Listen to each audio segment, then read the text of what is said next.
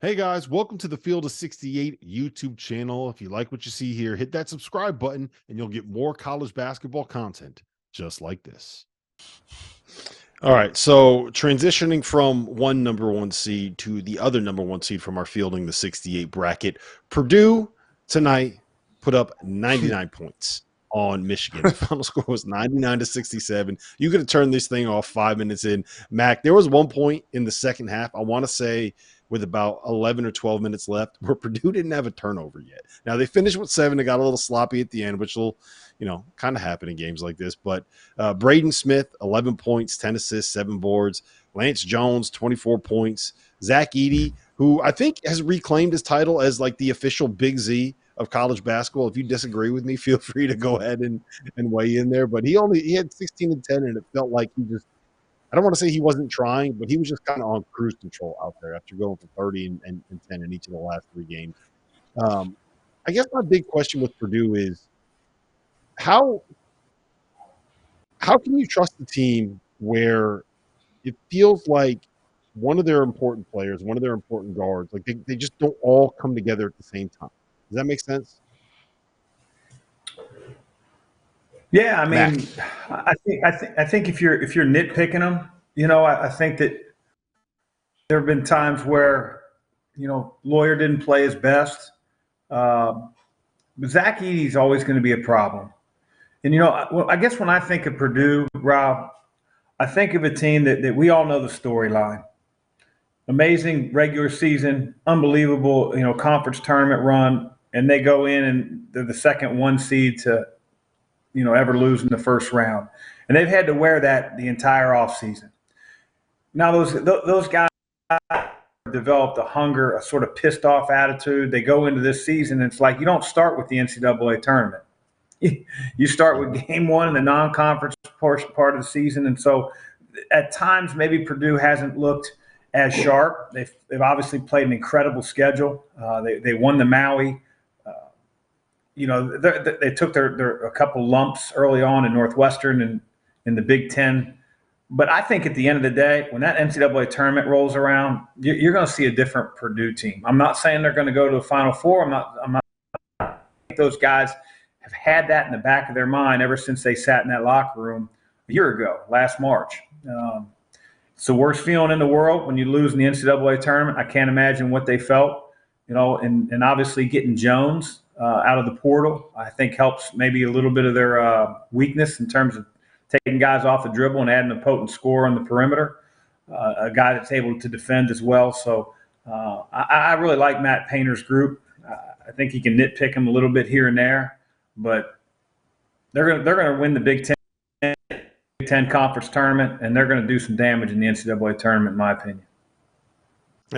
Henson, I think the consensus kind of is right now it's Duke and Purdue, UConn and Purdue, and then everybody else. Are you there? You're a North Carolina guy. Would you put North Carolina in that same conversation? Like where do we stand on the top, maybe the top tier?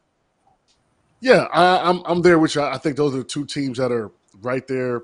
If we said, hey, if you had to bet your money on 2 teams that would win it, North Carolina's below, and I think they're at their ceiling of what we can think of them being at the ACC. We won't really, even if they beat Duke. I mean, is that going to change how we feel about them being championship contenders? They'll probably just stay where we thought they would be.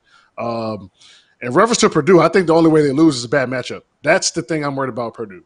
Just a bad matchup. Just coming against a team that may have a big. What would a bad matchup be to you? Where do you see a bad matchup that I would say a big match for them is a big man that could potentially hold his own down there. I'm not saying, guard Edey, but hold his own down there and not need as much help and make other players beat them on Purdue. If you can get down there, even get them in foul trouble, put them on the perimeter, I look at a team like Kentucky, right? If with the size they have, if they could get him moving around and they got Dillingham coming off screens and Edey's got to be moving around and if Edey's playing in a drop against Dillingham Jr., he's going to have 40.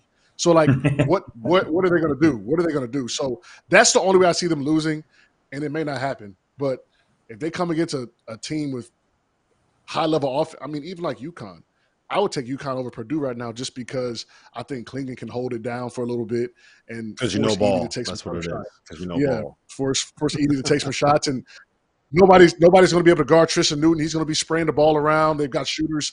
I mean, it could be ugly, but that's the only way I see them having a problem this year, to be honest. Just a bad matchup. But they are the best team in the country to me. Yeah. All right, Matt, give me your game plan right now. You're 7-game series, they're going to win all. 7-game series, I think they would win it all. That's the beauty of the tournament, man. We don't play 7-game series here. We got 1-game series. Mac, real quick, give me your game plan to upset Purdue first weekend of the NCAA tournament. What are you doing? Praying? Oh man, I think it would really come down to, who's played well for Purdue the last 5 to 8 games. I think that, like, is there a guy that's maybe in his head a little bit, hasn't hit shots? Is Braden Smith that guy? Because he's had some games where he's gone 1 for 10. The thing I love about him, though, is he's not going to tie his effort on running the team or his defensive effort into how he's shooting the ball. But you can have a guy maybe double Zach Edey off the catch, get deep position, because then the double's irrelevant. He's already dunking the ball on the guy that's coming to double him. So being able to push him away from the box, and just like John talked about, somebody that can hold their own. I also see it from the other perspective. If Zach Edey's got to guard a guy that's, a stretch 5 that can, knock down 5 or 6 threes, where all of a sudden it's like you're getting the big fellow away from the basket. You're putting him in a predicament of getting in foul trouble a little bit by moving his feet, but being further from the basket than he'd like to be. But again, just nitpicking. I still think they're going to be there right to the end in March. I think they're clearly – those guys in UConn are two of the best, are the 2 best teams in college basketball right now. Thank you for watching the Field of 68. If you've enjoyed what you've seen here, hit that like button, share this link with your friends, or check out the description for some other places that you can consume Field of 68 content.